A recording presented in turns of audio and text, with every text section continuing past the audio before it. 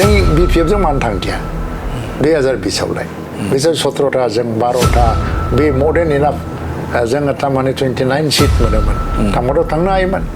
खिन्थु थाङैनि खारना मोनसे आदर्श सानाव बे हाथाव होनो हराव थांनानै बे जुदि आथिं खुलुमनानै जुदि BPF खौ बासायनांगोन होननानै जुदि गाबखौ होयोबा बेहाय मा आदर्श दंफालाय जोंथ' मिथिगौ नङा होमबा सानाव बे मानसिफोरनि गेजेराव BJP हाथाव होनदों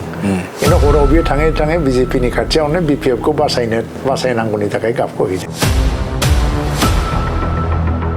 आरो आगोमा महिलारिनि सिउलि महिलारिया बिनि अनजालि बिसिया बाहाय इलेक्सन गेलेदों पार्सनेलि आङो स्पिकिं टार्म्स गैया खुनु दिन मालाबा नुबा खनफा खननै रायदावनायबो जाफेराखै नमस्कार लालायनाय गोसोआव दं बहाबा खिन्थु आं रायलायफेराखै माबादि मानसि आं मिथिया खिन्थु बेवहाय खुनु भुल बुजिनाङा आङो खौ टिकेट होआखै होननानै साननोबो नाङा खारन आंथ' फाउन्डार प्रेसिडेन्ट सासे सिटिं मिनिस्टारमोन आं जेराव गेलेनो गोसो जायो गेलेनो हायो खिन्थु खोथाया जाबाय मानो गेलेनो आंलाय प्रमद बर'आ बिथांमोननि जे मोनसे अबस्था जायफ्रानाखि मिनिस्टार जाबाय डेपुटि चिफ जाबाय MCLA जाबाय EM जाबाय बे अबस्थाया जेननायनि उनावहाय जिबायदि अबस्था फैदों बेखौ नुनानै मानबतानि हिउमेनिटेरियान ग्राउन्डआव प्रमद बर'आ बिसोरखौबो इलेक्सन गेलेनो होदोंमोन फै होननानै नाथाय बे हिउमेनिटेरियान जि मोनसे धर्म बे धर्मखौ लाखिनांगौआ बिसोरनिमोन बिसोर लाखियाखिसै राजनैतिक दल हिसाबै जों 2015 दाजादोंमोनब्लाबो 2020 निफ्राय जों पावाराव फैदों पावार पलिटिक्सआ जोंनि थाखाय गोदान दा बे मोनसे गोदान लेसन आरो बे गोदान लेसना जोंखौ रासिननिफ्राय रासिन मजबुत खालामगासिनो दङ आरो एबाराव जोङो मेगन मेसेबनानै रावखौबो फोथायनोबो हाया फोथायनांगौनिबो दरखार गैया ओंखायनो जोंनि थाखाय गिदिर लेसन बियो आरो बे लेसना UPPL खौ रासिननिफ्राय रासिन मजबुत खालामदों दुरबल जायाखै जोङो एबार जे डाबल गुनाव ट्रिपल गुनाव गोसोनि बोलो मन'बल लानानै जोङो UPPL खौ गसंहोफिननो थांगासिनो दङ एबसुआ मा खालामदोंमोन गामि जुवा जानायखौ होबथादोंमोन जौ फाननायखौ होबथादोंमोन बिकज बे समाव एबसुआ रियेलाइज खालामदोंमोन मा दानि मडार्न जुगाव डेभेलप जातिफोरजों आगान सुरफानांगौबा जौ जुवाखौ जोङो जेरैखि जाया बन्द खालामनांगौ आरो बेनिफ्राय मुक्त खालामनांगौ खिन्थु पलिटिक्सआव आङो दिनै इलेक्सन गेलेयाखै बे गिदिर बाथ्रा नङा आङो निउ जेनेरेसन एबा गोदान मोखांफोरखौ जायगा होनो थाखायनो जोंल' नङा गबिन्द बसुमतारी आरो गुबुनफ्राबो गेलेयाखै आरो दा बास्तब मोनसे डिसिसन लानांगौ जायो जोङो आं बांसिन एरिया गिदिंनानै केम्पेइन खालामबाय थानायनि जाहाथे खाबु मोनो आं राजनिति गाराखै बेनिफ्राय देरसिन राजनितियावनो हयतोबा आं थांगोन उनावहाय नांगौबा गेलेनांगौबा गेलेगोन जुजिनांगौबा जुजिगोन जानफ्रान माने बेनाव मानि पावार मासल पावार गासिबो दङ दा बे इलेक्सनखौ आदर्शनि भित्तियावथ' गेलेया बिसोर मानि पावारजों गेलेगोन मासल पावारजों गेलेगोन आरो जिहेतु BJPजों एलायन्सआव थाबाय एडमिनिस्ट्रेसन प्रशासन हानायमानि बाहायनानै बियो हयतोबा जोंखौ फेजेननो नाजागोन खिन्थु लरेन्स इस्लारिखौ आन्डार एस्टिमेट खालामनो नाङा बे इमार्जिं सासे इयुथ लिडार खुलुमबाय बड'लेण्ड बुब्लिनि जानानै बयखौबो बे समाव बरायना लाबाय जे बिसायख'थि बे बिसायख'थिनि थाखाय मोनफ्रोमबो राजखान्थि हान्जाया गावबा गावनि राजखान्थि हान्जाखौ गोख्रों खालामनो थाखाय आरो फैगौ बिधान सभा जिहेतु 9 एप्रिलाव जानो गोनां जे बिधान सभा बे बिधान सभानि थाखाय जे थियारिया जानायखौ नुनो मोन्दों थिग बेबायदिनो UPPL राजखान्थि हान्जायाबो बे समाव गोख्रों भाबै बे समाव बिसायख'थि फोसावदिंनायखौ नुनो मोन्दों गुबुन बियाबफोराव बिसायख'थि फोसावदिंफोरा बे समाव सोलिबाय थादों नमिनेशन होनाया दिनै जोबथामोन आरो थिग बेबायदिनो गोबां बिजाथिफोरानो जे गावबा गावनि बिजाथिलाइखौ गथायनाय जाबाय बे समाव गोबां बाथ्राखौनो मोनथिनो थाखाय नाजागोन आरो गुवारै BTC ओनसोलनि राजखान्थियारि फोथार आरो BTCनि अनगायैबो आसाम नाङैनो राजखान्थियारि माखासे बाथ्राफोरखौ मिथिहोनो थाखाय नोंथांमोननि गेजेराव नाजागोन बे समाव आंजोंनो लोगोसे दङ जे सासे गोख्रों दैदेनगिरि UPPL राजखान्थि हान्जानि गायसनगिरि आफादगिरि आरो मन्त्रि बिथां उरखावग्रा ब्रह्मसार जोंनि गेजेराव दङ गिबि गिबियाव नोंथांखौ बड'लेण्ड बुब्लियाव बरायनो लाबाय खुलुमबाय गिबिसिनावनो मिथिनो थाखाय नाजागोन जिहेते गोख्रों भाबै फैगौ बिधान सभा बेखौ जुजिनो थाखाय नोंथांमोना साखाफारा जानायखौ नुनो मोनदों माबायदि सोलिबाय दं बे समाव नाजानाया UPPL आ 2015 मायथाइनिफ्राय जोनोम जाजेननायनि समाव मोनसे राजनैतिक केरेक्टारखौ डेभेलप खालामनानै लाबाय राजनैतिकनि केरेक्टार आरो धोरोम बुंबा मोनफ्रोमबो इलेक्सनखौ देरहानांगौ आरो इलेक्सनखौ ओरैनो गेलेया देरहानानै गोहोआव फैनांगौ बेनि थाखाय गेलेयो दा प्रिपारेसना बै समनिफ्रायनो कन्टिनिउवासलि दं दिनैबो जोङो UPPL आ मोनसे बड'लेण्ड ओनसोलाव जोबोद गोख्रों मोनसे राजखान्थि हान्जा आरो फैगौ 2026 मायथाइनि जि बिधान सभा बिसायख'थि बेखौ खोब गोख्रोङैनो गेलेनायनि मोनसे थांखि लादों भारतनि राजनितियाव डेम'क्रेसियाव मोनसे खोथा सोरबा हान्जाया गावनि आदर्श आरो गावनि स्टेन्ड एबा गावनि गोहो बोलोनि सायावनो गसंख्रांनानै जेलानाखि पावाराव फैनो हायो बेखौनो real success of the party हान्जाफ्रा अब्लासो रियेल सक्सेसखौ मोनो खिन्थु एलायन्सखौ सोर खालामनाङो जायफ्रानाखि पावारफ्रा माने शेयार जाबाय बा गाव हारसिङैनो साफिसियेन्ट नंला दा बे मालाय हान्जानि एलायन्स पार्टनारशिपआव माने इलेक्सन देरहानायनि मोनसे प्लेनिं खालामनो गोनां जायो थ' बे हान्जाफोरनि पावारफ्रा जेलानाखि एलायन्स पलिटिक्सआव थाङो बे हान्जाफोरनि राजनैतिक पावारा बबेबा मोनसे ना मोनसे डाउन जालांबाय थायो मोनसे जोबथायलांनोबो हागौ थ' UPPL आ ओंखायनो एबारनि इलेक्सनाव गावनि जि स्ट्रेंथ एनार्जि आरो जोंनि जि मोनसे अस्तित्व बेखौ प्रतिष्ठा खालामनाय बा गायसननायजों लोगोसे जों प्रुभ खालामनो नाजादों जे हारसिङैनो गेलेनानै UPPL आ हारसिङै बड'लेण्ड ओनसोलाव बयनिफ्रायबो गोख्रोंसिन राजखान्थि हान्जा BTC बिसायख'थिनि फिथाइखौ जों जुदि नोजोर होयोब्ला नांगौ बायदि UPPL राजखान्थि हान्जाया फिथाइखौ मोननो हादिया जिहेतु 7 जन MCLL बे समाव देरहासार जानो हाबाय आरो बेनि गेजेरावनो जिहेतु सासे दैदेनगिरिया जाय मोनसे गोख्रोंथिजों बिथाङा UPPL राजखान्थि हान्जायाव हाबदोंमोन आरो दा बिथाङा थगायनानै बे समाव UPPL जानगारनानै बे BPF राजखान्थि हान्जायाव थांबाय मा जाहोनाव बे समाव बे BTC बिसायख'थियाव नांगौ बायदि फिथाइ मोननो हायाखै जिहेतु नोंथांमोना पावाराव दङमोन बा UPPL राजखान्थि हान्जाया BTC ओनसोलाव पावाराव दंमोन गोहोआव दंमन दा बे बिथिङाव मा बुंगोन 2020 मायथाइयाव जों जेला इलेक्सन गेलेयो अब्ला रावजोंबो जोंहा एलायन्स गैयामोन UPPL आरो BJP आवबो एलायन्स गैया जों हारसिं गेलेदों दा BJP आ 9था मोनदोंमोन आरो UPPL आ 12था मोनदोंमोन जों जयेन्टलि दाजाबोब्लाबो गासै 21 जोङो जाहैयो नाम्बारा आरो गभर्नमेन्ट दानो थाखाय 21 अब्लाबो हाग्रामा महिलारिनि BPF आ हारसिङैनो 17 सिट्स मोननानै देरहासार जानो हादोंमोन डेम'क्रेसिखौ नायोबा रुल मथे नायोबा हाग्रामा महिलारिखौ गभर्नमेन्टआनो लेंहरनांगौमोन नाथाय बेखौ खालामालासिनो जिहेतु before the formation of the government council government जिहेतु जों एलायन्स पार्टनारफ्रा नांगौनि बारा माने MCLA खौ बुथुमनानै लानो हाबाय BJP UPPL आरो इन्डिपेन्डेन्ट केन्डिडेटफोर ओंखायनो नाम्बारा जोंनि फारसे थिननायखाय जोंखौ गभर्नमेन्टआनो होबाय स' अके जोङो फर्स्ट पल एलायन्स खालामदों खिन्थु 2021 आव जोङो प्रि पल एलायन्स खालामदों 2021 आव जों 26 सिम मोनसे एलायन्सआ थागोन होननानै डिक्लेयार खालामनानै माबा खालामदों थ' जों 2025 आव जि बिसायख'थि जादोंमोन जों सानदोंमोन मा BJP आ UPPL जों जिहेतु एसेम्बलि इलेक्सनाव मोनसे प्रि पल एलायन्स खालामनानै दासिमबो एलायन्सआव दं बे हिसाबै BTC इलेक्सनखौबो एलायन्स खालामनोसै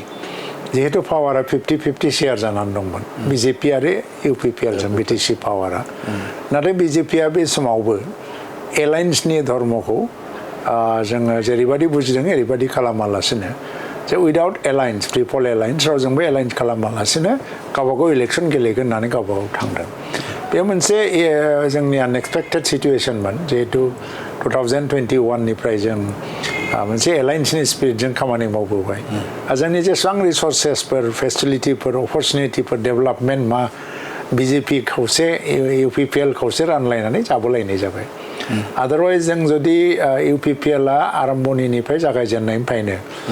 UPPL आ UPPL खौल' नायनायमोनब्ला UPPL नि शक्ति आरो बारायगौमोन नाथाय एलायन्सनि धर्मखौ रक्षा खालामनानै जोंनि फारसेनिफ्राय आरो जोंनि रिसोर्सेसफोर बा डेभेलपमेन्टनि जि फेसिलिटिफोर आरो गासिबो जा सुबिदा शेयार बेखौ जोङो खावसे खावसे रानलायनानै BTC खौ गोजोन मोनसे थासारियाव लाबोनो जों खामानि मावलायदों नाथाय 2025 मायथाइयाव BJP आ जे एलायन्स गैयालासेनो इलेक्सन गेलेगोन बेनि डिसिसन लागोन जों बेखौ साननोबो हायाखै आरो जों सानदोंमोन मा जोंनो एलायन्स शेयार होगोन नाथाय बेबायदि सिचुएसननि थाखायबो जोङो प्रस्तुत नङैखाय जे मोनसे साडेन डेभेलपमेन्ट जाबाय बेवहाय जोङो हारसिङै इलेक्सन गेलेनो गोनां जाबाय आरो बेवहाय मा जाहैबाय जोङो एसेम्ब्लिनि एलायन्सआ 26 सिम बे एलायन्सखौबो जों गारनो हायाखिसै आरो MP नि एलायन्सआ 2024 निफ्राय 29 सिम लकसभासिम जों एलायन्सखौ कमप्लिटलि गारनो हाला फार्स्टजों एलायन्सआवबो जों इलेक्सन गेलेयाखिसै बे मोनसे बिराद मोनसे कनफिउजिं मोनसे सिचुएसन जादों आरो भटार रायजोफोरनि गेजेराव बियो मोनसे कनफिउजन लाबोदों जेरैहाय दा BTC ओनसोलाव माखासे सेक्सन दङ आं हारिनि नामखौ मख'वा बिसोर जाहैबाय घोर BJP बिरोधी आरो बिसोर खुनु कारनाव BJP नो भट होआ आरो बिसोर BPF निबो भट नङामोन किन्तु नायबाय जे जोंनि एलायन्सआ BTC आव जोङो एलायन्स जै गेलेयाखिसै हारसिं गेलेबाबो मानसिफोरनि गेजेराव बे डाउट थाबाय मा जिहेतु स्टेटआव एलायन्स दं पार्लियामेन्टआव एलायन्स दं ओंखायनो जोंखौ फोथायनो हायैनि बै मोनसे सेक्सननि मानसिफ्रा मा खालामबाय जोंनोथ' होआखिसै बिसोरो ड्रामाटिकेलि मोनसे डिसिसन लाबाय मा जोङो NDA भट होदिनि होननानै थ' जेराव होगोन हलसेल होजोबसै ओंखायनो BPF आव गोलैजोब्बाय बिसिनि भटआ दा BPF आ फ्राय 8 लाखसो भट मोनदों आरो 8 लाखनि गेजेराव जों सानदों दा NDA भट होनायनि जे वेब बिनि दारैनो फ्राय मोर देन 2 lakhs माने 2,50,000 से भोटा अनएक्सपेक्टेड बाबे BPF नाव गोलैदों अदरवाइज बिसिनि भोट शेयारा 5 lakhs बा अराउंड 5 lakhs आव थागौमोन 5 lakhs नि एसे बारायाव थागौमोन नाथाय जोंनि भोट शेयारा थांनाय बे 2020 आव जोङो 12टा सीट मोनदों किन्तु 5,84,000 ना समथिं बिदिल'सो मोनदोंमोन जों नाथाय डिस्पाइट माने दिस सिचुएशन माने गासिबो बे थासारिखौ गारनानैब्लाबो जोंनि भट शेयारा 2025 मायथाइयाव 6,14,000 बेबायदि अराउंड मोनसे भट जों मोनदों आरो भटआ जोंना बारायदों बे हिसाबै UPPL हान्जा हिसाबै जोङो दुर्बल जायाखै गाज्रिबो जायाखै नाथाय जोंनि देरहानाय उइनिं सीटआ बेबायदि मोनसे कमप्लेक्स सिचुएशनखौ बिग पार्टिफ्रा खालामना होनायाव गिदिर पार्टिफ्रा जों हयथ' बेखौ हमथास्लाबनो हायै मोनसे थासारि फैदों किन्तु दिनै जे नुबाय जे माने मानसिफ्रा बे कनफिउसना जोब्बाय बे क्लियारिटिया फैबाय जे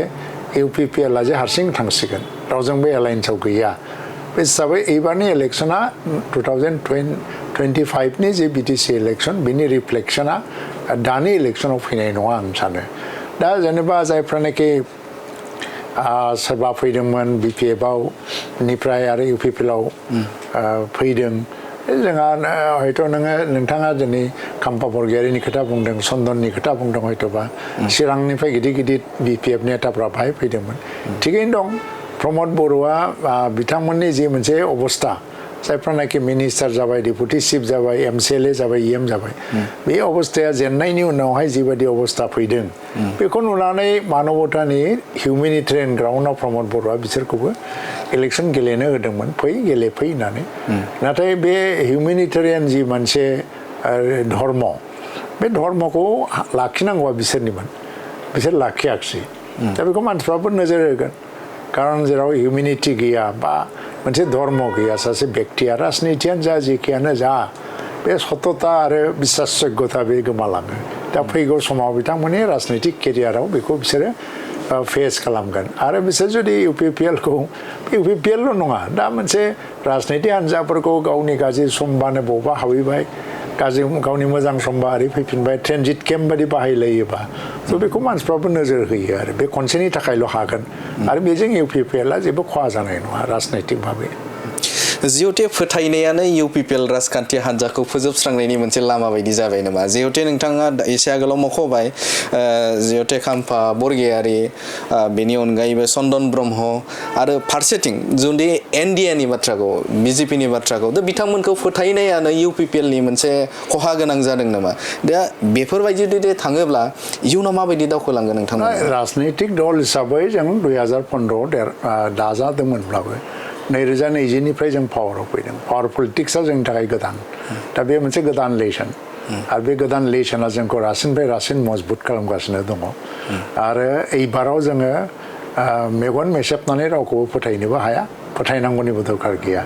स' रियेल UPPL आ पावार पलिटिक्सआव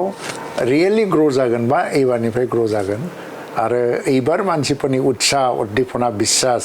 जे बेखौबो जों नुदों रायजो राजाखौ जों गोसो बायाखै जों जुजिनांगौ खारन जोंनाव निष्ठा दं सत्यता दङ आरो जोंनाव इसु दङ आदर्श दङ खारन जोङो राजनितिखौ आदर्श हिसाबै लादों जों आदर्श गैयामोनबा जेनेबा BJP जों एलायन्सआव थांनायाबो जों BPF जों मानो थांदिया 2020 आवलाय बिसोर 17टा जों 12टा बे मोर देन इनाफ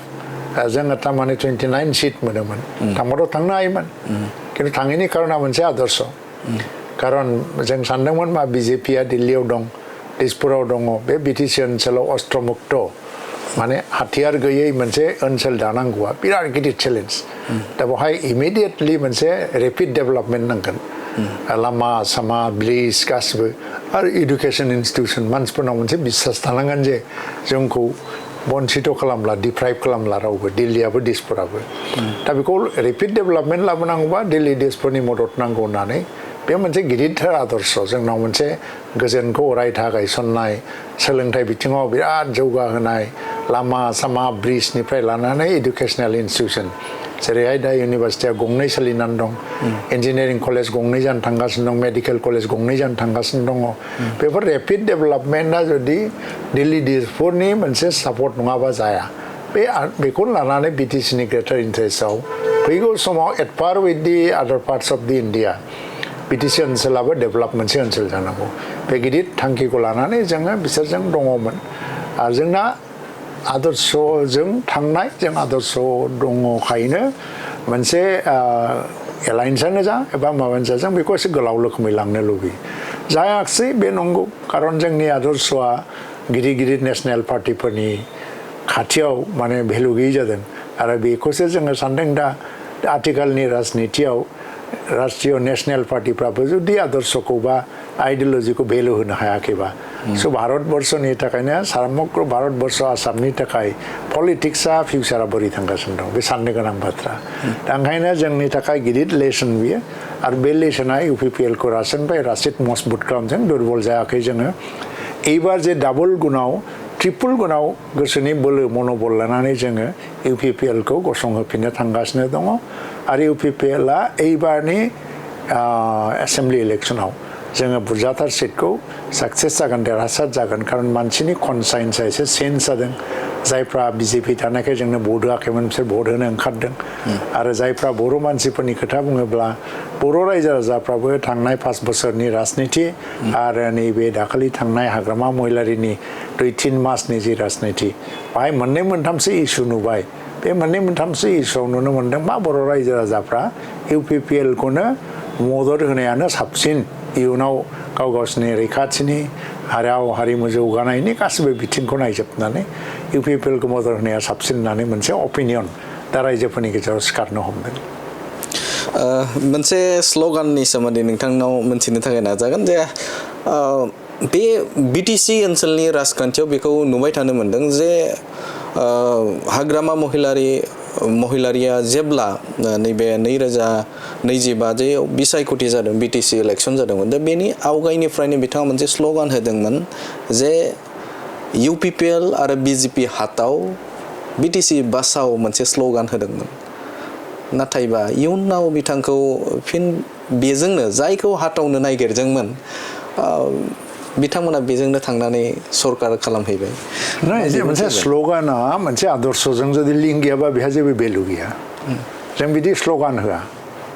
खारन हाथाव होननानै रावखौबो हाथाव खालामनो हाया दिनैसिम कंग्रेस हाथाव भारत बासाव स्ल'गान जाबाय आरो कंग्रेसफ्रा बुङो बिजेपि हाथाव भारत बासाव हाथावाथ' जाया दिनैसिम लेफ्टिस्टफोरखौ हाथाव खालामनो हायाखै सिपिएमफोरखौ बिटिसिनिफ्रायबो जों रावखौबो हाथायनायनि स्ल'गान होआ खारन बेवहाय खुनु आदर्श गैया बा मिनिंबो गैया UPPLआ बेफोर बाथ्राखौल' बुङो जेराव गोथौ मिनिं दङ दा जुदि सिम्पोल खोथा आं बेफोर आर्गुमेन्टआव थांनो बायो बेफोर जाहैबाय ओरैनो मोनसे बांजाङि आर्गुमेन्ट हाग्रामा महिलारिया होनाय खिन्थु बिनि आर्गुमेन्टजोंनो आं जुदि बुंनांगौ जायो दा बियो UPPL हाथाव BTC बासाव होनो नागिरदोंमोन नाथाय बे समाव UPPL जों BJP दं NDA दङ ओंखायनो BJPखौबो बे होनफाबाय सानाव बे हाथाव होनो हराव थांनानै बे जुदि आथिं खुलुमनानै जुदि BPFखौ बासायनांगोन होननानै जुदि गाबखौ होयोबा बेहाय मा आदर्श दंफालाय जोंथ' मिथिगौ नङा होमबा सानाव बे मानसिफोरनि गेजेराव BJP हाथाव होनदों खिन्थु हराव बे थाङै BJPनि खाथियावनो BPFखौ बासायनांगौनि थाखाय गाबखौ हैदों दा दिनै बिथाङा BJPजों मिलायनानै गभर्नमेन्ट दानायल' नङा प्रि पलथ' एलायन्स जायाखै पस्ट पल एलायन्सआव थांबाय गभर्नमेन्ट दाबाय बेखिनिसिम थिगैनो दं जेनेबा खिन्थु एगेइन दा माने एसेम्बलि इलेक्सनाव जेरावनाखि जोङो जेबो गैयाबाबो हारसिं गेलेदोंमोन एबारबो हारसिं गेलेनो थांगासिनो दं खिन्थु बे गासिबो मोनजोबनाय उनावबो हारसिं मानो गेलेनो हाया साहस खालामनो हायाखै नामा मानो गेलेनो हादिया बेवहाय बेनि जि मोनसे स्ल'गाननि आराव बेसेबां मोनसे माने थगायनाय दं सैथोथा गैया बेखौ गुबुन हारिफ्राबो मिथिनो हमदों आरो बारे बे एखे स्ल'गानजों जों खिन्थु हाथाव होना थाथों कंग्रेसआबो थाथों राजनितियाव रावबो असुद नङा माने आनटाचेबल नङा दिनै नोंनि एनिमिया मोनसे पार्टिया दङ गाबोन एनिमि नङा जानो हागौ मतलब माने उद्देश्यआ जानांगौ जों मा ओनसोलखौ सेवा खालामनांगौ ओनसोला जौगानांगौ ओनसोला जेबो खथि जानो नाङा UPPLनि थांखिया बेनो सान्थि लाबोनांगौमोन भारत सरकारनि मोनसे एजेन्डामोन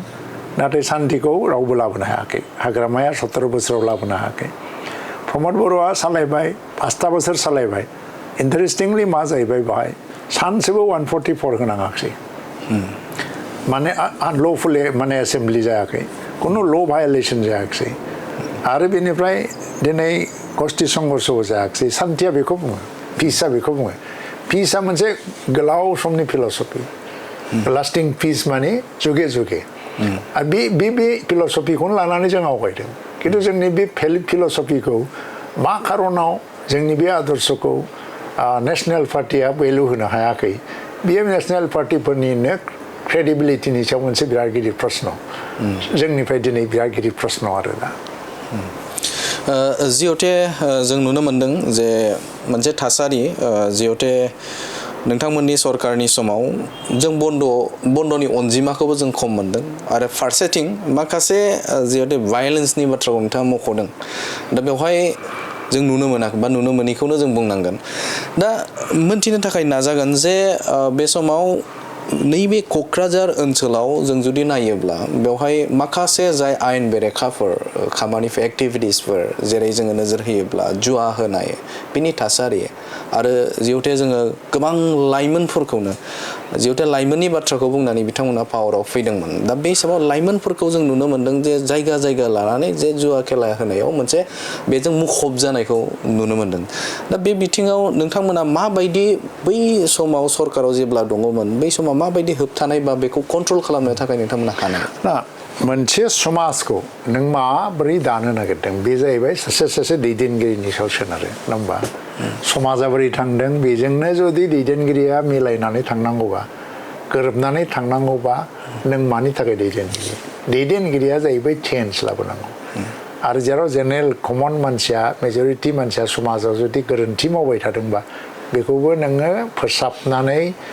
राइट वेयाव लाबोनायनि मोनसे साहसबो थानांगौ आङो एबसुआव फ्राय 1980फोरनिफ्राय इनभल्भ जाबोदों आङो नुबोदों मा 83निफ्राय ओरैहाय फ्राय माने 87सिम माने 6-7 बोसोराव आं गावनो मोनसे आनसलिकनि president district general joint secretary जानानै खामानि मावबोदों बे समाव मा खालामदोंमोन एबसुआ बिसोर गासिबो माने दानि दैदेनगिरि BLT दैदेनगिरि मा एबसुनिनो बाय प्रडाक्ट गोजा बिसोरो एबसुआ मा खालामदोंमोन गामि जुवा जानायखौ होबथादोंमोन जौ फाननायखौ होबथादोंमोन बिकज बे समाव एबसुआ रियेलाइज खालामदोंमोन मा दानि मडार्न जुगाव डेभेलप जातिफोरजों आगान सुरफानांगौबा जौ जुवाखौ जोङो जेरैखि जाया बन्द खालामनांगौ आरो बिनिफ्राय मुक्त खालामनांगौ नङाबा गोग्गो समाज जाला लेखा फरायाव गोसो गैया खायफा खायफा न'खराव गामियाव माहाजोन 50-60 बिगा हा लानानै माहाजोन जानाय बर' न'खर दंमोन बिसोरो माने देवल फुजा जायोबा बबेबा गान जायोबा मा जायोबा जुवा गेले गेले थाखा थैनानै हाखौ फानजोबनानै मिमाङाव खारलांदों माबा खालामदों बेबायदि अर्थनैतिक जि मोनसे अबस्थाखौबो जों नुनो मोन्दों दा ओंखायनो मोनसे एजेन्डा जाबोदोंमोन बे समाव जौखौ लोंनायखौथ' रावबो होबथानो हाया खिन्थु मास लेभेलाव फाननाय मास लेभेलाव लोंनाय होबथानांगौ आरो बेखौ मेला बादि मोनसे माबायाव कालसाराव लाबोनो नाङा जुवाखौ होबथानांगौ मास लेभेलाव गेलेनायखौ बे मोनसे संग्राम फैयै फैयै खिन्थु बै समावबो जोंनि प्रसासननिफ्राय सरकारि बिथिंनिफ्राय खुनुदिन जोंखौ मदद होआखै लाइ होबोबाय थादों दिनै मा जाहैबाय जोंनाव पावार दं बे पावाराव थानाय लिडारा माखौ सानो नैबेखौ सानो नामा जे आंनि राजनैतिक भबिष्यतनि थाखाय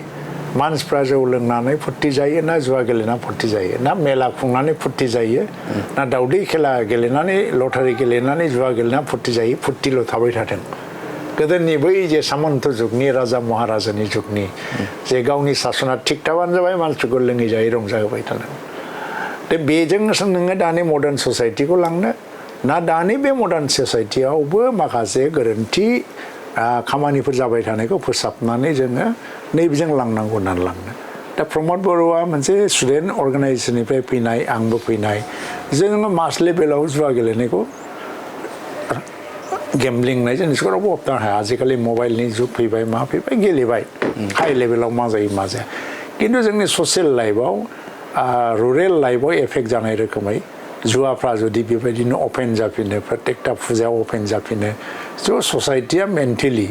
साइक'लजिकेलि मेन्टेलि आरो इन्टेलेक्सुवेलि बेंक्रापसि जानो बारा गोबाव नांनाय नङा फार्स्टिं जौ लोंहोनानै नों फुर्ति खालामबाय थानो होमबा यां जेनेरेसना जौनि एडिक्टेड जानायजों ड्राग्स एडिक्टेड जालांगोन आरो दा बेनो जाबाय थादों मोनसे समाव नै दाखालिसिमाव जिबायदि सार्भे रिपर्ट जादोंमोन ना बे 10-15 बोसोरनि गेजेराव जौ लोंनानै ड्राग्स जानानै फ्रास्ट्रेसन जानाय फ्रास्ट्रेटेड इयुथ्सफोरनि रेटआ ओरैबायदि हाइ जादों सुइसाइड जानाय मानाय जोंनि बर' समाजावबो आरो बेखौ होबथानो थांनानै माखासे इनिसियेटिभ लाबाय थानायाव 5 बोसोराव बे जिनिसफ्रा एसे खमायबोदोंमोन समाजा सान्थियाव दंमोन दा बेखौनो जुदि सोरबा लाबोफिननानै राजनैतिक सात्त'आव मानसिफोरनि ब्रेनखौ खख्ला खालामनानै बाहायलायनानै पावार लालांनायनिल' सिन्था खालामबाय थादोंबा आं रावनिबो नाम मख'वाखै दा जेनेबा दा हाग्रामा महिलारिया चिफ जादों बिथाङा सानाखैबो जानोबो हागौ बेबायदिजों खिन्थु गावनि पलिसि बा गाव मिथियाजासेनो जाबाय थानाय पलिसि बा थासारिफोरखौ बियो नोजोर होनो दरखार दङ सासे लिडार हिसाबै आरो बेखौ नियन्त्रन खालामनोबो दरखार दं खारन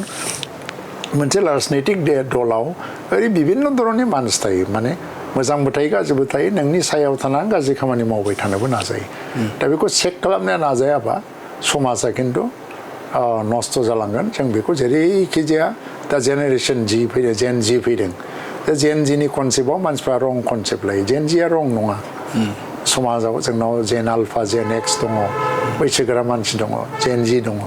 फर्मेटिभ पिरियडनि बियो दानि सासन बेबस्थायाव जेन जियाबो इनभल्भमेन्टआव फैगोन लासैनो इनभल्भ खालामनांगोन जों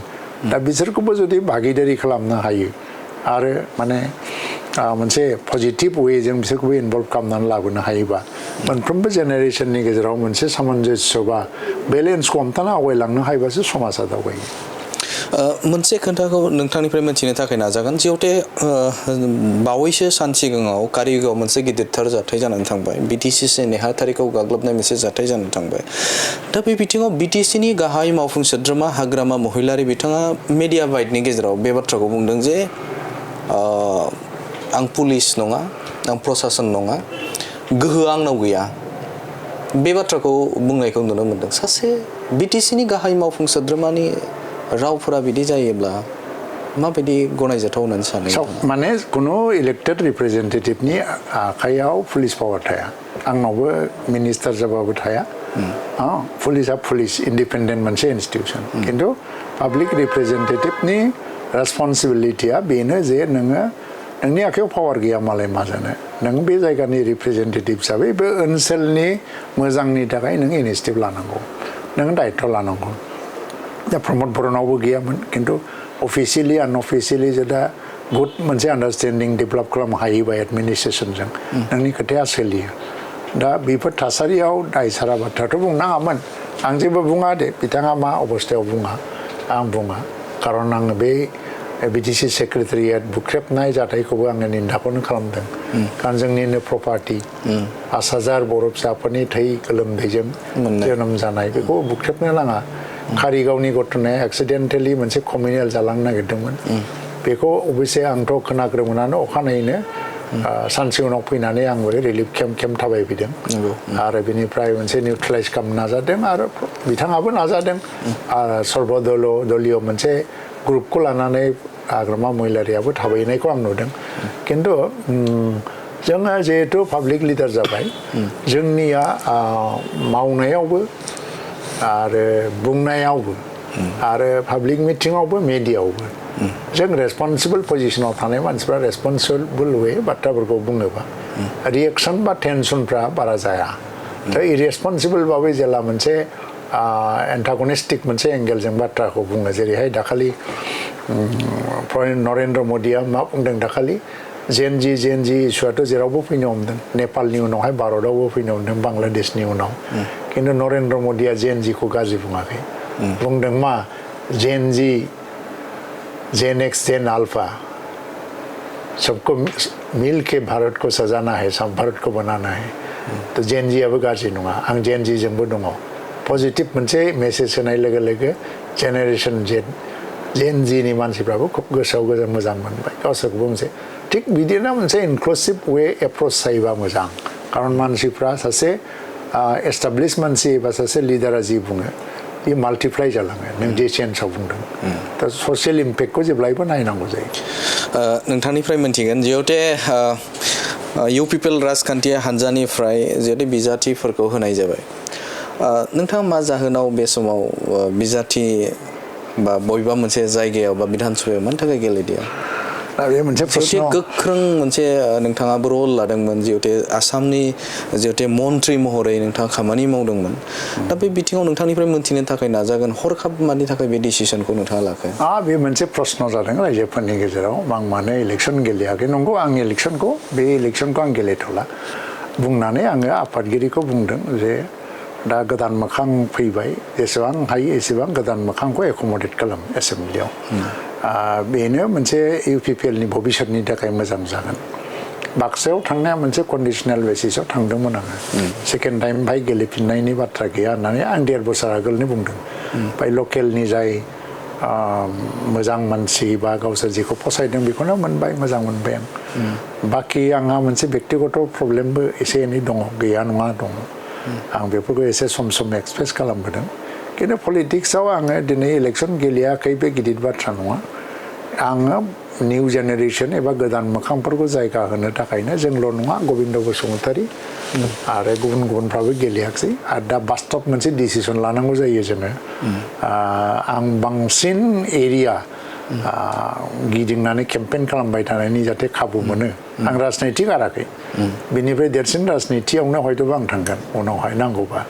गेलेनांगौबा गेलेगोन जुजिनांगौबा जुजिगोन बे नैबे समाव मोननैसो खारन दं आङो जे मोनसे जाबाय दलनि बे अबस्थायाव आङो गोदान मोखांफोरखौ जायगा होनो लुबैदों मोनसे जाबाय आंनि पियरलि बेक्तिगत माखासे समनि थाखाय आं मोनसे गावनि बेक्तिगत बा माखासे प्रब्लेम बेवहाय आङो दंबाय थायो दा बे बारा गोबाव सम नांनाय नङा बेखौ अभारकाम खालामनो खिन्थु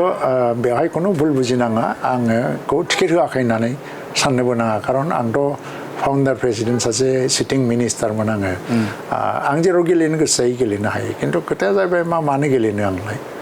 गेलेयालासिनो जुदि बांसिन मोजां रिजाल्ट खालामनो हायोबा आरो बावहाय सोरनिबा गेलेनांगौखौ आं सिख'नानै गेलेहैनांगौनिबो बाथ्रा गैया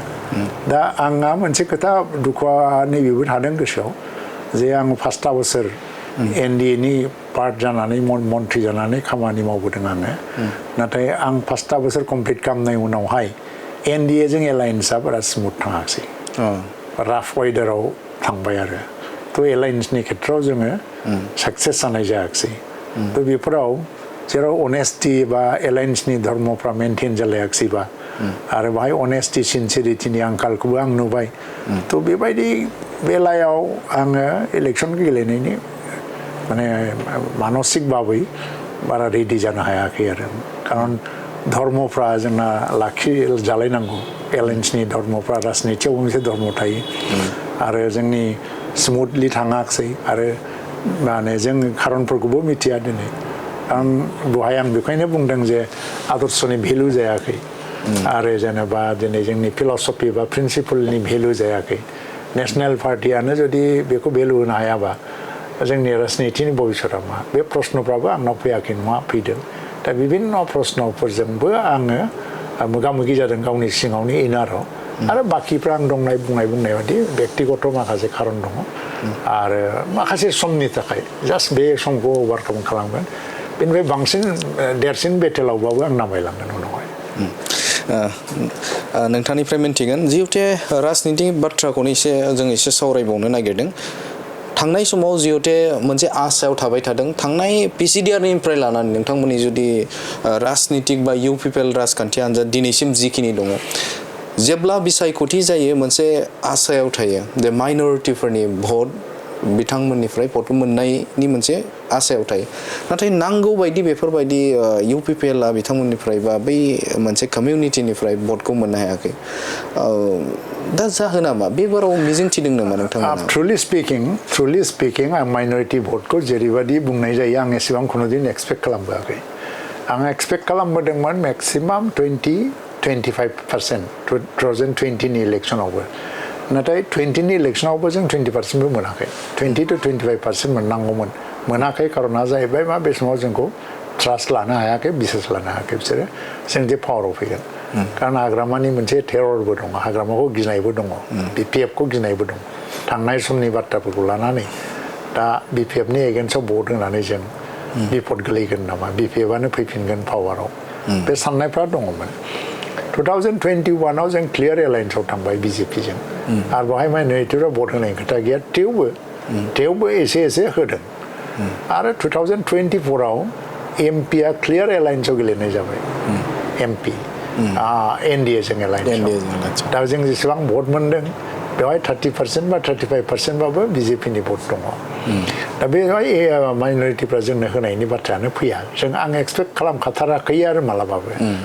किन्तु दाखालि 2025नि जे BTC इलेक्सन बेवहाय जिहेतु जों आलादा गेलेलायबाय बेवहाय एसे बांगोन नामा सानदोंमोन नाथाय बिनि खारनखौबो आं दहायनो बुंबाय जिहेतु स्टेटआव एलायन्सआ 26सिम सोलिबाय जों बेखौ सिफायनो हायाखै बे बहुत खारनाव क्लियार मेसेज खारन मोनसे एकर्डनि इन्ट्रेस्ट थाबाय आरो जिहेतु दा एकर्ड इमप्लिमेन्टेसना एफेक्ट जायोबा जोंहा जेबो भेलु गैया आरो फार्स्टिं जोंना MPफ्रा 2026आव देरहालांबाय NDAनि सापर्टजोंनो दाबो NDAजों एलायन्सआवनो दङ दा दिनै 26आव जों हयथ' NDAजों 26नि उननिफ्राय एलायन्सआव थांनायनि खोथा गैया दा जुदिও MPफ्रा दंहैयो बेथ' बिसोरो इसु बेस सापर्ट खालामदों बे बाथ्राया आलादा कारण फर्मेल एलायन्स नाय जिनिसा 26नि उनाव जुदि कन्टिनिउ जानांगौबा बे गोदानै खालामफिननांगौ जाहैगोन दा जोंहा एलायन्सआ गैला 26आव जोबफैबाय बे हिसाबै दा जों बे जिनिसखौ क्लियारलि बुंनो नाजादों जे जों NDAजों गैया दा एलायन्सआव आरो एलायन्सजों गेलेयाखैबो ओंखायनो जों 15टा सिट गेलेबाय थ' बावहाय माइनरिटिफोरनि बाथ्राया बिसोरनि कनसाइन्सनि सायाव सोनारसिगोन जे बिसोरो NDAनो भट होआ NDAनो भट होयो दिनै खिन्थु BPFआ NDA नङा जों खिन्थु NDA जाफैबाय थ' दा बिसोरनि कनसाइन्सआ जुदि थिगैनो दंबा बिसोर कनसाइन्सजों गाइडेडब्ला दा UPPLनो भट होनांगौ आरो जों बेखौ आसा खालामो एबाराव भट पार्सेन्टआ हयथ'बा आं साननाय बादिनो आं 50% 60% जेबो आसा खालामाखै बेबायदि खिन्थु 40-45% भटआ जोंनाव मिनिमामबाबो फैनांगौ खिन्थु बेखौबो बुंनो हाया जे माला मा वेब फैयो खारन कंग्रेसआ भाइ केन्डिडेट होबाय दा जेराव कंग्रेसआ देरहानायनि चान्स दङ बेफोराव माइनरिटिफ्रा कंग्रेसनोनो भट होगोन खिन्थु जेराव कंग्रेसआ देरहानायनि चान्स गैथारा आरो जोंखौ होबानो NDAनि केन्डिडेटआ जेननायनि लामायाव फैबाय बेफोराव बिसोर होनो हागौ ओंखायनो इन जेनेरेल बाबो 15टा कन्स्टिट्युएन्सिनि स्ट्रेटेजिया माइनरिटिफोरनि स्ट्रेटेजिया एखे जानाय नङा आलदा कन्स्टिट्युएन्सि बाय कन्स्टिट्युएन्सि जानो हागौ जेरै चिरां बादिखौ मोनसे प्रस्पेक्ट नुयो आङो फैगोन बादियानो मोनो आं गसाइगाव बादिखौबो प्रस्पेक्ट मोनसे नुयो बाखि गासिबो प्रस्पेक्ट दंजोबो तामुलपुराव प्रमद बर'आ गेलेदों स्ट्रं मोनसे केन्डिडेट जाहैबाय सासे आरो जोंहा बिश्वजित दैमारि गेलेदों बेबो स्ट्रं किन्तु तामुलपुराव माने नांगौसेबां माइनरिटि भटबो थाबाय क'क्राझाराव लरेन्स इस्लारि एक्सपिरियेन्स मानसि बिनि एगेन्स्टआव सिउलिया ओंखारदों बेवहाय मोनसे खोथा फैगोन सिउलि महिलारिनि जे भाई माने दानिफ्रायनो फैबाय जे सिउलिया मानो मोनखो प्रमिलाया मानो मोनदिया खारन बिथाङा हाग्रामा महिलारिनिबो बिसि जाहैबाय बे जिनिसखौ लानानै मोनसे नेरेटिभ बा समाल'चनाफ्राथ' फैगोन बाखि बिजनिया मोनसे बिराद एडभान्टेज थानाय मानासखौ जोङो स्ट्रं फाइट खालामनांगौ जाहैगोन बाक्साया मोनसे एडभान्टेज थानाय बाखि बेरगावआ एडभान्टेज दं उदालगुरियाव दिपेन बर'आ सासे स्ट्रं केन्डिडेट देरहानायनि सम्भाबना थानाय बाखिफ्रावबो जोङो मोजां एडभान्टेज दङ आरो जोङो बिटिसिनि बायहेरायावबो जेरैहाय दा ढेकियाजुलि बरसला गहपुर आरो बकसयगाव बे मोनब्रैयाव गेलेनाय जादों बेफोरबो मोनसे जोंखौ बांसिन एमएलए देरहानायनि जे स्ट्रेटेजि बाहाय हेल्प खालामगोन आं सानो बेसेबांसो मिजिंथिना दं नोंथांमोनहा बेखौ दानो बुंनांला मानो होनबा डिमरालाइज जाहैगोन केन्डिडेटफ्रा जोंनि आंनि धर्मआ जेसेबां दा 19 जन गेलेदों 19 जनखौबो डिमरालाइज खालामनाय जानो नाङा किन्तु दा आङो दा जेसेबां माने सार्भे रिपर्टफोरखौ नायो मायो दिल्लीयाव मोनसे एनालाइसिस बा एसेसमेन्टफोरखौ नायदों इन्टारनेलि हाग्रामानि नाम्बारखौ 5 to 6 नि बारा होआखै दाबो जदिও पावाराव दं खारन माखासे जातिफोर दं जायफ्रानाखि डिसाइडिं फेक्टर बिसोरनि सायाव भट सोनारगोन आरो UPPL नि नाम्बारा बिनिफ्राय गोजौसिनाव थांगोन BJPआबो देरहाया नङा बबेबा मोनसेबा मोननैयाव देरहागोन कंग्रेसआबो इभेन मोनसेबा मोननै देरहानोबो हागौ थ' बिदि मोनसे परिस्थितिफोरखौ जों नुदों ओंखायनो मोर नाम्बार मोर देन दि BPF जों देरहानायनि मोनसे सम्भावनाया दं बे समाव नोंथांमोननि राजखान्थियारि जे स्ल'गान जों लोगोसेनो रायजो राजाफोरा हाबनायनि गुबै आयदाया मा जागोन जों दा मेनिफेस्ट' दिरुनगोन मेनिफेस्ट'आव फैगोन दा आं बुंग्रोनानै लाब गैया किन्तु दा पिसआनो मोनसे बिराद गिदिर इसु बयनिबो थाखाय पिस एन्ड सिकिउरिटियानो खारन आधुनिक बड'लेण्डनि बाथ्रायाथ' दा अलमस्ट प्रमद बर'नि दैदेननायावनो 5टा बोसोराव मोनसे सेटिंआव फैबाय दा दिनै मा जादों फालाय दिनै हनै माबायाव बासबारियाव रेलवे कच फेक्टरिनि दाखालि फाउन्डेसन होबाय 265 crore बेथ' बर' शक्तिनि फसल फिथाइ गोदानैथ' लाबोआखै गोबां जायगायाव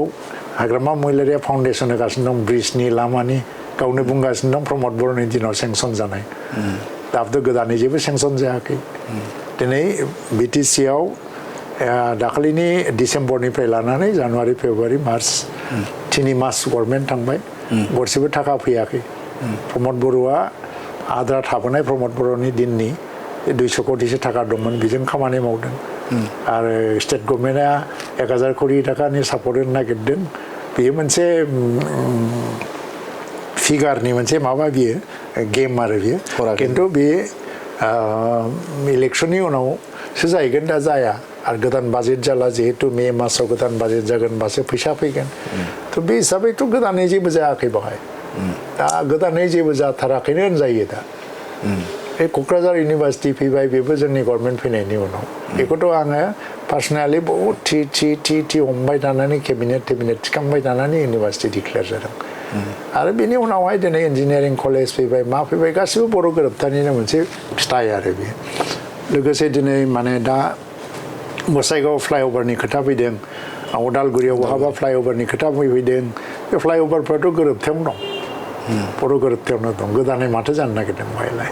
बे हिसाबै बे मडेल जोंनि बिटिसिनि जे model UPPL model of BTC बे बेस्ट मडेल खारन बाहाय गुबुन हारिफ्राबो गिनांगौ जायाखै गोजोन खौसेथिनि गेजेरजों थांनानै थानानै रायजो जानायनि मोनसे सुबिदा मोनदों बर'नि जुदि राजखान्थियारि जारिमिनखौ जुदि नायोब्ला नोजोर होयोब्ला जे मिरुसिम नैबे समाव जे दैदेनगिरि हिसाबाव जों जुदि MP होननानै जों जुदि मख'योब्ला साथाम मोननाया हयथ' UPPL राजखान्थि हान्जानिफ्रायनो गिबिसिन मोनजेनदों माबोरैहाय जुजिनानै बा नाजानानै नोंथांमोना बेसिम लाबोनो हाखो? जोङो दा बेखौ बुंनो थाङोबा जे मोनथाम जे एमपि मोनदों बे मोनसे जारिमिन जाबाय होमबा मालाबा नङा मालाबा बिदिनो खनसे जारिमिना जायो खिन्थु बावनो जोंनि पलिटिकेल स्ट्रागला जोबाखै खायफा बुंनो नागिरदों रायजोसभायाव थांबाय प्रमद बर'आ एनडिएनि मददजोंनो बे आरो एनडिएनि एगेन्स्टआव बहा जुजिनो दं आरो जुजिनांगौखायनो जुजिनांगौखौ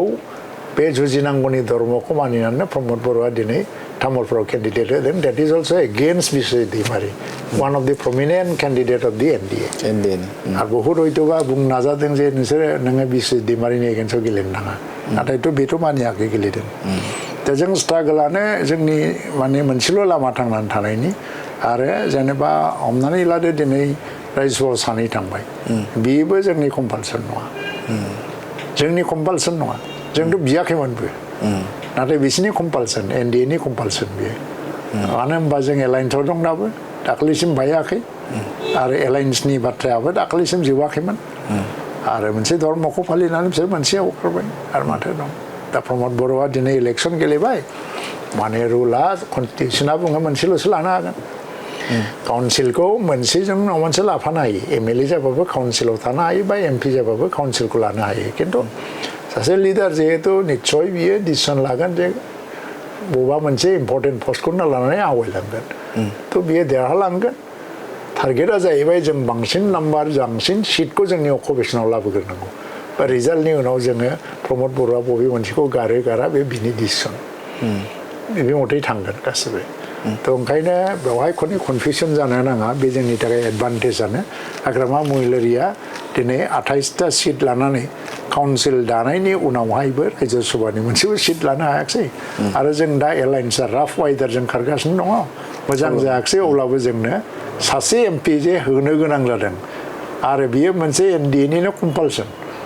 आं सानो एनडिएनिनो कम्पालसन ओंखायनो बिथांमोना जोंनो होनो गोनां जादों बेखौ लानानै थानायाव मा खहा दं खहाथ' गैया दिल्लीजों खुनु सोमोन्दो गैया होननानै बाथ्रा बुंथिदों जिहेतु जोंनि खामानिया बिटिसिआवसो बिटिसिनि जौगाथायनि थाखायसो होननानै बाथ्रा बुंथिदों बिटिसिनि गाहाय मावफुं सोद्रोमा बिथां हाग्रामा महिलारिया बे बाथ्राखौ मख'दों दिल्लीजों बेजों जेबो सोमोन्दो गैया होननानै बाथ्रा बुंथिदों दिल्लीजों बेजों सोमोन्दो गैया माने बाजेट इन टार्म्स अफ बाजेटआव बियो बुंदों जानो हागौ बाजेटआ स्टेट गभर्नमेन्टआ हरो आरो स्पेशल पैकेजखौ गभर्नमेन्ट अफ इन्डियाया मालाबा मालाबासो होयो दा जोंनो 1500 कोटि स्पेशल पैकेज बेखौनो मावनानै जालांगोन बियो 1500 कोटिनि स्पेशल पैकेज बियो आरो गोदानै स्पेशल पैकेज मोना आरो बाजेट होनना बुंबा स्टेटनि एसअपिडिनिफ्राय 1000 कोटि बा 1100 कोटि बेबायदि मोनसे बाजेट हरो बे स्टेट गभर्नमेन्टनि पियरलि दा बेहा गभर्नमेन्ट अफ इन्डियाजों लेना देना गैया खिन्थु बिनि अनगायै 6 शिड्युल एरिया हिसाबै दिल्लीयाव बहुत मोनसे इस्यु थायो जेरै जोंनि बे ओनसोलाव थाग्रा मानसिफोराबो गोबां नेशनेल लेभेलनि इस्यु दं बर'फ्रा दंसोगारो खारन बे इन्टारनेशनेल बर्डारबो सानसे समाव बे इन्टारनेशनेल बर्डारा दानि बायदि जानानै थानाय नङा हयथ' मालाबा सिरियास माखासे मोनसे पेजआव बा सिटुएसनफ्रा फैनो हागौ जोंनि गेजेराव आरो बेनि अनगायैबो जोंनि अस्तित्वनि बाथ्रा दं एसटि हिसाबै अस्तित्वनि बाथ्रा दङ खिलन्जिया मानसिफोरनि अस्तित्वनि बाथ्रा दं संबिधानाव बिराद संशोधन फैगासिनो दं लेन्ड एक्विजिशननि सायाव मोनसे बिराद गिदिर इस्यु दा इन्डास्ट्रियेलाइजेसन बा माबानि गेजेराव दा लेन्ड एक्विजिशननि इस्यु फैदों 6 शिड्युला जेब्लायबो एक्जेम्प्टेड जायो खिन्थु जोंनाव दा प्रश्न फैबाय थादों जों एटपार बायदि इन्डिया बेखौ डेभेलपमेन्टनि बाथ्रा सिन्था खालामदोंबा जोंनाव इन्डास्ट्रिया मास सेलेक्टिभ इन्डास्ट्रिया दा सेलेक्टिभ इन्डास्ट्रिखौ लाबोनोबा माखौ लाबोनो नोंलाय आरो बेनि थाखाय नों बेसेबां हा हगारनो खिन्थु अपेनलि जों जुदि हा हगारनायनि मेन्टेलिटि डेभेलप खालामाबा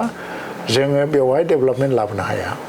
फास्टेस्ट ग्रयिं जि मोनसे एरिया हिसाबै जों गावखौ इस्टाब्लिश खालामनांगौब्ला दा बेवहाय जों मानसिफ्राबो मेन्टेल हराइजना अरनांगोन जुदि जों डेभेलपमेन्ट लाबोनो हायाबा पपुलेसन माइग्रेसना बारा जागोन खारन जेराव इन्डास्ट्रि जायो बाहाय लेबार फर्स माबा माबि साख्रिनि थाखाय खालामजोबो बिजनेसनि थाखाय खालामजोबो नोंनि दे 35 लाख जनसंख्या थानाय बड'लेण्ड ओनसोलाव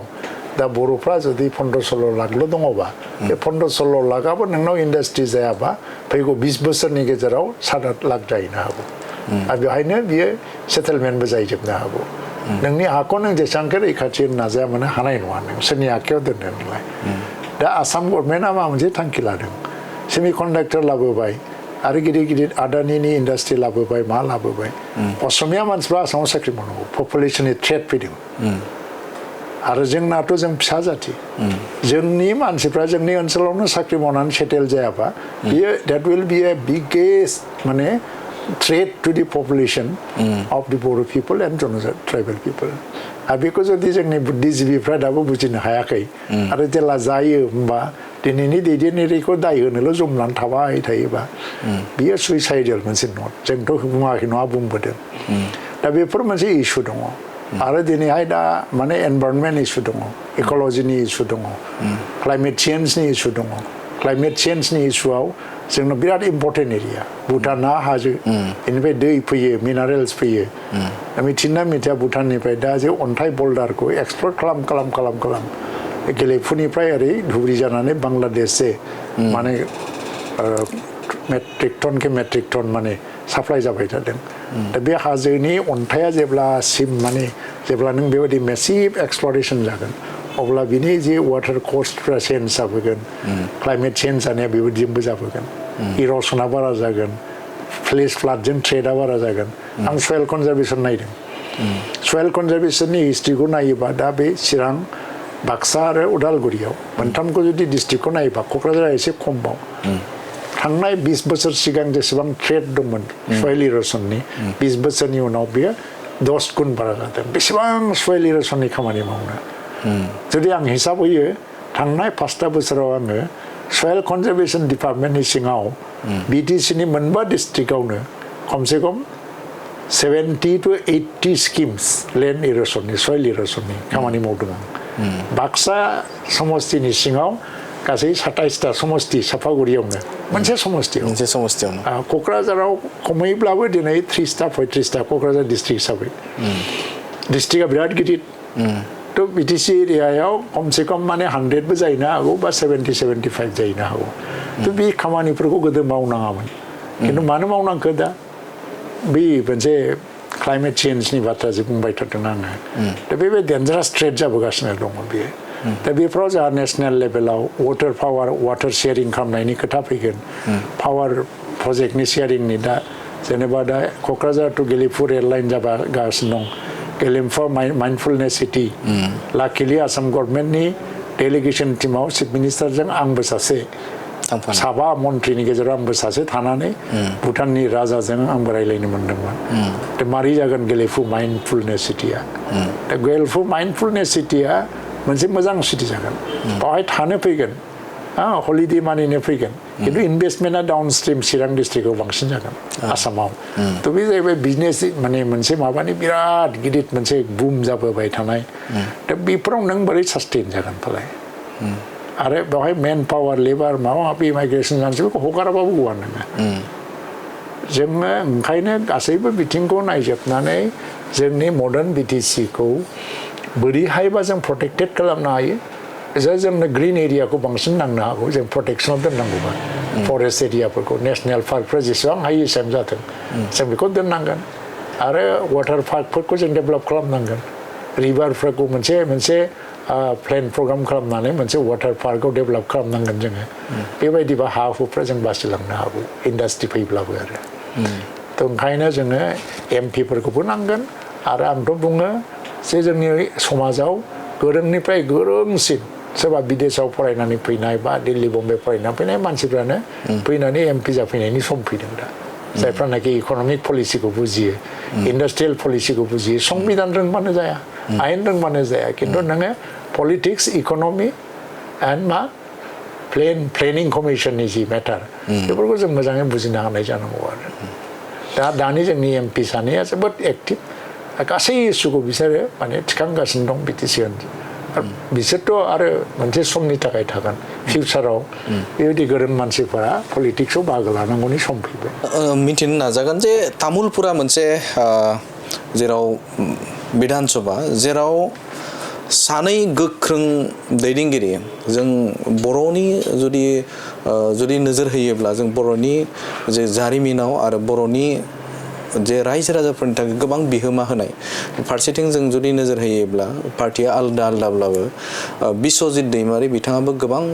आसाम बिधान सभाया जे आयेन आफादनि सासे बुंथिगिरि जानाय गोबांनो बिहोमा गोनां आरो बेराफारसेजों जुदि नोजोर होयोब्ला UPPL राजखान्थि हान्जानि बिथां प्रमद बर' बिथाङाबो गोबां बिहोमा बर' हारिनि थाखाय दा देरहानाया सासेया देरहागोन नाथाय बयबा नङा सोरबा सासे दैदेनगिरिया बर'नि जे दैदेनगिरि जाय दैदेनगिरिया बे समाव जेननो गोनां जागोन दा बे बिथिङाव जोंनि दैदेनगिरिखौ सानै जे गोख्रों दैदेनगिरि बै दैदेनगिरिनि गेजेराव जुदि सासे जुदि थाबथायोब्ला जोंनि ससाइटियाव बा बर'नि जे गोनांथि जानाय माखासे बाथ्रा बुंनो जे आसाम बिधान सभायाव बाथ्रा बुंनो बा बर' हारिनि थाखाय खामानि मावनायाव एसे जेंनायाव गोग्लैगोन बे हाइपथेटिकेल उनाव मा जागोन बे मा जाया बेबो उननि बाथ्रा नाथाय जों BTC ओनसोलनि मानसिफ्रा मा लुबैयो जोंनि दिनै बिस्वजित दैमारि आंनि बैसोआवबो उन्दैसिन बियो गोदोनिफ्राय फंबाय बादि आंखौ मानिबोदों दाबो मानियो नाथाय बियो आंनिफ्राय पजिशनाव जौसिन जाहैदों बे हिसाबै आं फंबाय होननाया थिग नङा खिन्थु बेक्तिगत सम्पर्कआव फंबाय बादि आंहा बिनि सायावबो मोनसे गुडविला दं जेब्लायबो बियो नस्थ' जानो नाङा ओंखायनो आङोथ' गेजेराव बुंदोंमोनबो नों तामुलपुर नङा माने गरेस्वराव गेलेदो खिन्थु गावबो बुंदोंमोन गरेस्वराव मोनोबा गेलेगोन आङो होननानै खिन्थु दला मानोबा डिसिसन लायाखै खोथाया जाहैबाय बाहाय रिजनेलिज्म आरो नेसनेलिज्मनि पार्टि खायफा मानसिफ्रा बुङो जेरैहाय मोनसे समाव मनमोहन सिं बायदि प्राइम मिनिस्टार जादोंमोन BJPनि मानसिफ्रा बुंदोंमोन मा दा good men at the right place मा रं प्लेस माने मोजां मानसिया गाज्रि जायगायाव दङ थ' बेबो हयथ'बा आङो गाज्रि बुङा खिन्थु जोंनि भिउ पइन्टनिफ्राय रिजनेल पार्टिखौ खालामग्रा मानसिफोरनिफ्राय रं पार्टियाव दं होननानै जों मिथिगौ आरो बेबो जुदि रिजनेल पार्टियाव थानायमोनबा मोजांमोन दा जेननायाथ' सासे नङा सासे जेनगोन आरो जोंनि UPPLनि प्रेसिडेन्ट हिसाबै BTCनि एक्स चिफ हिसाबै मानसिफोरनि जे मोनसे ढौखौ नुनो मोन्दों बे देरहागोन बेखौ जों सानो आरो थ' नाथाय बिया मोनसे नेसनेल पार्टियाव दं जिहेतु आरो बियो बर' माहारिनि थाखाय जेसेबां कन्ट्रिबिउसन होबोदों BJPनि थाखायबो बुरजा कन्ट्रिबिउसन होबाय बियो दा BJP हान्जाया बेखौ ओरैनो बाइचान्स इलेक्सना जेननो गोनां जायोब्लाबो बेखौ ओरैनो दोननाय नङा निस्सय बहाबा दोनगोन लस जानायनि बाथ्रा गैया खिन्थु जोङो बर' रायजो राजा एबा गुबुन गुबुन रायजो राजा BTC ओनसोलाव रिजनेलिज्मखौ लुबैदों ना नेसनेलिज्मखौ लुबैदों खारन BTCनि सत्तानि बाथ्रा बुंबा रिजनेलिज्म रिजनेल पार्टियासो BCCनि सत्ताखौ लाखिगोन नेसनेल पार्टि जायोबा बियो नेसनेल मेइन स्ट्रिमजों माबानि थांफाजोबनानै जों बबेबा मिस जाहैनो हागौ गोमाहैनोबो हागौ दा बेखौ लानानै जायफ्रानाखि रिजनेल पार्टिखौ लुबैयो बिसोर प्रमद बर'नोनो भट होगोन आं सानो आरो बांसिनानो होगोन खारन बर'ल' नङा गुबुन हारिफ्राबो नेसनेल पार्टिफोरखौ गिनाय हाबदों दा जियानो जा बिस्वजित दैमारिया माबा खारनाव जेनैनांगौ जायो जों साननाय बायदियैनो जेनैनांगौ जाबाबो आं सानो BJPनो बहुद होबाय बियो BJPनो सासे बर' फेस होबाय BJPनो सासे ट्राइबेल फेस होबाय बे हिसाबै बिस्वजित दैमारिखौ BJPआ बबेबा नङा बबेबा एकमडेट खालामगोन आं बेखौ सानो ओरैनो बियो थांगारनाय नङा मोनथिनो नाजागोन जे जिहेते मोनसे बिधान सभा जेराव नैबे क'क्राझार 3 नं क'क्राझार बिधान सभा बेबो मोनसे नोजोर होनो गोनांखौ नुहुरदों मानोना बेवहाय BTCनि गाहाय मावफुं सोद्रोमा बिथां हाग्रामा महिलारिनि आंगो बिसि सेवलि महिलारि आरो बेराफारसेथिं नोंथांमोननि UPPL राजखान्थि हान्जानि आरो BTR एकर्डनि सासे सिगनेटरि बिथां लरेन्स इस्लारि दा बे बिथिङाव नोजोर होयोब्ला नोंथांनि एनालाइसिसा माबायदि क'क्राझारा टाफ माने बहुत क्रिटिकल कन्स्टिटुवेन्सि जाफैबाय शिवली महिलारिया केन्डिडेट होनानै आरो शिवलील' नङा प्रमिलारानि मोनब्लाबो बे एसे क्रिटिकेलखा खारन बियो BTCनि हाग्रामा महिलारिनि मोनसे हम कन्स्टिटुवेन्सि जाबाय बेहाय बियो जानप्रान माने थैथां नाजायो आरो जेरैखि जाया आरो बेथ' जानप्रान माने बेनाव मानि पावार मासल पावार गासिबो दङ दा बे इलेक्सनखौ आदर्शनि भित्तियावथ' गेलेया बिसोर मानि पावारजों गेलेगोन मासल पावारजों गेलेगोन आरो जिहेतु BJPजों एलायन्सआव थाबाय एडमिनिस्ट्रेसन प्रशासन हानायमानि बाहायनानै बियो हयथ'बा जोंखौ फेजेननो नाजागोन खिन्थु लरेन्स इस्लारिखौ आन्डार एस्टिमेट खालामनो नाङा बे इमार्जिं सासे इयुथ लिडार आरो संग्रामनि गेजेरजों फैनाय उन्दै बैसोआव आंनिख्रुइ ओरैनो बैसोआ देरसिन गिदिर बुरजा जाबाय नाथाय आंनिख्रुइ जोबोद उन्दै आं बेखौ फंबाय बादि अनबोयो नाथाय बिनि जि एनार्जि बा मोनसे चेलेन्जिं पावार आरो बेनाव मोनसे स्पिरिचुवेल मोनसे एनार्जि दङ बिसिङाव जे बे जिखुनु प्रब्लेमजों जुजिनो हायो बिनि स्पिरिचुवेल एनार्जिया बहुत स्ट्रं आं नुबाय आरो बिपद आफद खैफोद आफद गसंथानो हानाय बेबायदि मोनसे एनार्जिबो दङ बे हिसाबै लरेन्स इस्लारिखौ आन्डार एस्टिमेट खालामनाङा आरो हाग्रामा महिलारिनि सिउलि महिलारिया बिनि अनजालि बिसिया बाहाय इलेक्सन गेलेदों पार्सनेलि आङो स्पिकिं टार्म्स गैया खुनुदिन मालाबा नुबा खनफा खननै रायदावनायबो जाफेराखै नमस्कार लालायनाय गोसोआव दं बहाबा खिन्थु आं रायलायफेराखै माबादि मानसि आं मिथिया खिन्थु मोनसेया जाहैबाय मा बाहाय आं सानो माने नेगेटिभ पइन्टबो आं बुङा पजिटिभ पइन्टबो आं बुङा खिन्थु बेवहाय आं एसे उसुबिदा नुदों मा बेयो गावनि बिसि जाहैबाय आरो गावनिनो न'खर समस्ति बाहाय जे बिसिजों फिसायजों मोनसे हान्जानि जानानै गेलेगोन बेखौ मानसिफ्रा मा रोखोम लाहैगोन आं बेखौ एसे बुंनो रोंला मानसिफ्रा बेखौ बाराद्राय खुब साबजानाय बादि मोनाखै सापज सिउलिया बहाबा गेलेनाय मोनबा हाग्रामा महिलारिनि हम कनस्टिटुवेन्सि नङालासिनो बे बाथ्राफ्रा एसे खम फैबावगौमोन आरो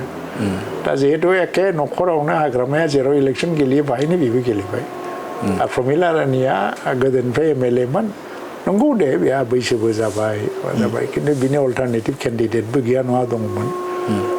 बेफोराव हयथ' रायजो राजाफोरनाव बिराद गिदिर मोनसे प्रश्न फैगोन आरो मोनसे एडभान्टेजआ लरेन्सआ पलिटिकेलि फुलि एक्सपिरियेन्स मानसि कारण 5 बोसोर एमएलए जाबाय बिनि आगोल बे पलिटिक्सखौ खालामा नङा खालामबोदों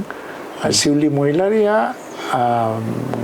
हाग्रामा महिलारिजों साइडआव थाफानानै नुनाय पलिटिक्सखौ गाव रोंबाय होननानै सानदोंब्लाबो दा एक्सुवेल पलिटिक्सखौ बियो दासो मोनदांगोन आरो एक्सुवेल पलिटिक्सआ थाखा फैसा हेलिकप्टार रेल ट्रेन बायदिसिना जेसेबांखि थाया मानो बेजों बारा लिंक गैया एक्सुवेल पलिटिक्सआ जाय एक्सुवेल पलिटिक्सआव नामायो बेल' आन्दाज मोनो थाखानि जोरजों जुदि इलेक्सन देरहानो सानदोंबा बे मिसा पाब्लिकफ्रा ओरैबादि सियान जाबाय सोरबा थाखा होयोबा थाखाखौबो लायो खिन्थु भटखौ जायनो होनांगौ होयो आरोखि दा ओंखायनो आं सानो दानि जे मोनसे सोलायनायनि जे मोनसे थासारि फैबाय थादों आरो UPPLखौ फेजेनना लानानै मानसिफोरनाव मोनसे आफसोसबो जादों दा आरो दा मानसिफोरनाव ओरैबायदि माबा मोनसे माइन्डसेट हाबबाय दा बहुत इन्टेलेक्सुवेलसै मानसिफ्रा इन्टेलिजेन्टबो जे डेम'क्रेसिखौ इन ए राइट वे सेकेन्ड बेलेन्सआव दोननांगौबा मोनसे हान्जानो गासैबो पावारखौ दाहो थ' मोननैबो हान्जानो एफा एफा पावार होनानै सेकेन्ड बेलेन्सआव दोननांगौ अब्लासो बेबो गाज्रि मावनो हानाय नङा आरो नै बिसोरबो थैनानै थांनाय नङा थ' बे जिनिसफ्रा मानसिफोरनि गेजेराव दिनै खुब गोख्रोङै हाबनायखौ नुनो मोन्दों ओंखायनो लरेन्स इस्लारिनि क'क्राझाराव जे प्रस्पेक्ट बियो ब्राइट आरो सिउलि महिलारिया गेलेदों मस्ट वेलकाम हाग्रामा महिलारिनि बिसि जानायखाय इलेक्सन गेलेनो मोना बिदिथ' बाथ्रा गैया नङा होमबा आंथ' बेखौ सानाबो गेलेनो हागोन खिन्थु समस्तिया एखे जाबाय हाग्रामानि न'खर समस्ति आरो बे गेलेनाय न'खर समस्ति बेखौ मानसिफ्रा एसे बोरैबा नुदों आरो जे बिदिद्राय जानो नाङामोन दस्राफ्राव गेलेनाय मोनबाबो आलदामोन दा गावनि समस्तिखौ गावनि न'खर होननानै आरो गावनि न'खरनिल' खालामनानै लालायनाय जाहैबाय दा बेफोर बाथ्राफ्रा हयथ' मानसिफोरनि गेजेराव मोनसे सरसा फैदों आरो आदारवाइज आंहा मोनसे जेब्लायबो बेस्ट उइसेस थागोन जेब्लायबो जायफ्रा गेलेदों गाज्रि मोननायबो गैया हम पलिटिक्स आरो फेमिलि पलिटिक्सआ हाबदों नामा BPF राजखान्थि आं बुङा बेखौ मा साननानै बियो खालामदों जायखिजाया मानसिफोरनि नोजोराव बेनो हाबदों मानसिफोरनि नोजोराव बेनो फैदों आरो मोनसे बेरेखा हान्जानिफ्राय मोनसे एलिगेसनखौ होनायखौ जों नुनो मोन्दों जे BTCनि बारग' गाहाय मावफुं सोद्रोमा प्रमद बर' बिथाङा आथिखालाव सासे MCLAबो MPबो राज्यो सभानि आरो MLA जानो थांगासिनो दं दा UPPL राजखान्थि हान्जायाव रावबो गैयामोन नामा जे गावनो गासिबखौबो लाजोब्बाय आरो बेनि अनगायैबो बबा TCLCCनि चेयारमेन बेखौबो ला होननानै मोनसे अजद खालामदों जुदि गोबां पस्ट दंबावो लाबाव होननानै मोनसे अजदखौ होदों बिथां प्रमद बर'खौ मा जाहोना मा मानि एक्सपिरियेन्सखौ आं बुंनि आं जेलानाखि राज्यो सभानि MP जादोंमोन अब्ला क'क्राझाराव माने बडलेण्ड गुवाहाटी इउनिभार्सिटिनि केम्पास जादोंमोन क'क्राझार बेनि एडभाइजारि बर्डनि चेयारमेनखौ आंनो होबाय क'क्राझार डिस्ट्रिक्ट स्पर्ट्स एस'सिएशन बिनि चेयारमेननि पस्टखौ आंनो होबाय सोङागौआनो आंनि खुनु कनसेन्टबो लायाखै आरो बेनिफ्राय जेसेबां कमिटि दङ मोनब्रै मोनबा कमिटिनि चेयारमेन आंनो होबाय खिन्थु आंनि कनसेन्ट गैया बेवहाय बे समाव मानसिफ्रा मा जायो माने बे समाव आंखौ बिदिनो बुंदोंमोन गामिनि गावफोराखौ जाहैदो बियो होनना खिन्थु बेफोर मेटार नङा जे समाव मोनसे ट्रास्ट जायो मानसिफोरनि गेजेराव तामुलपुराव प्रमद बर'नि सायाव मोनसे ट्रास्ट दङ आरो पार्टिया बे ट्रास्टखौ खोमानो लुबैयाखै फार्स्टजों रायजो सभायाव मानो थांखो बेखौथ' आं दहाय बुंबायानो आरो एसेम्ब्लियाव बे गेलेयाखौनो होनदोंमोन खेबनै खेबथाम गेलेया होनबाय थादोंमोन खिन्थु जोंनि मोनसे पलिसि मेकिं बडियाव डिसिसन जाबाय जे तामुलपुरखौ उद्धार खालामनांगौ जेरैखि जाया हयथ' नों नङाबा जानाय नङा पार्टिनि सार्टआव गेलेनांगोन होननानै बुंबाय थानायाव बियो लास्टलि गेलेनो ओंखारबाय आरो गेलेनानै देरहायोबा बबे मोनसेखौ गारनानै बबे मोनसेखौ लानो बे नोंनि खोथा जोंखौ बुंनानै दोनबाय बे हिसाबै बाहाय जेबो गोरोन्थि गैया आं सानो दा आं खेमा बिगोन दे आंनि बुंनायनि गेजेराव हाग्रामा महिलारिनि सिउलि महिलारिनि बाथ्रा फैनायाव आं माखासे खोथा बुंदों बेखौ जुदि बिसोरो एसे गोसोफ्राव आघात मोनोबा आं खेमा बिगोन रावखौबो आघात होनोबो आं गोसो गैया खिन्थु मानसिफोरनि नोजोराव बे बाथ्राफ्रा दा सरसायाव नुबाय थादों दानो हयथ' 26 तारिखआव किबा जाने उइड्रल खालामहैयो बांद्राय एडभान्सथ' बुंद्रायनो नाङामोन आङो खिन्थु दा जे बे सरसाफ्रा फैदों आरोखि आरो मोजां थांनांगौ हाग्रामा महिलारियाबो 5 बोसोर अपोजिसनाव थानाय उनाव बहुत चेन्ज जाबाय जागोन आङो पावाराव फैनाय उनाव खेबबासो लोगो मोन्दों बेखौ मोनबासो प्रग्रामाव आं ज' थादों बहुत सनमान होनानै रायलायदों आंखौ आदा होननानै मोजां मोनदों आं बेबायदि मोनसे चेन्जखौ दा पलिसियावबो जुदि चेन्ज जाबायबा फैगौ समाव गिदिर मोनसे चेन्जखौ जों आसा खालामनो हायो मोनथिनो नाजागोन जिहेतु